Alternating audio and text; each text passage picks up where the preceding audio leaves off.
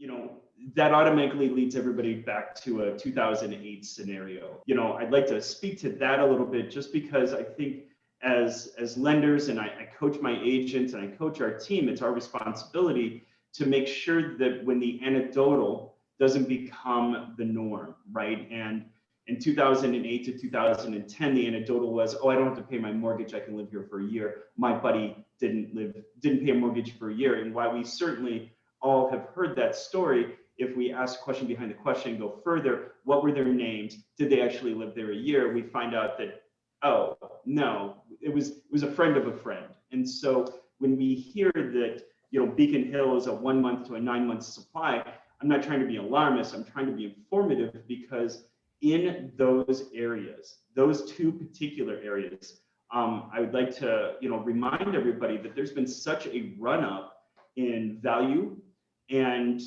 there's been so many refis, as everybody on this call could understand, that there's a lot of equity. And the difference between now and 2008 was 2008 had an equity crisis and a cash flow crisis, whereas we don't have that issue right now. We might have a cash flow crisis because those are primarily rentals, especially in Boston. But for the most part, I don't foresee, you know, this foreclosure wave, because there's still a lot of room to move. So to go further, because I did make sure and get my numbers right for this morning. Last year, this time, there was the average price in that Beacon Hill area specifically was 1.36.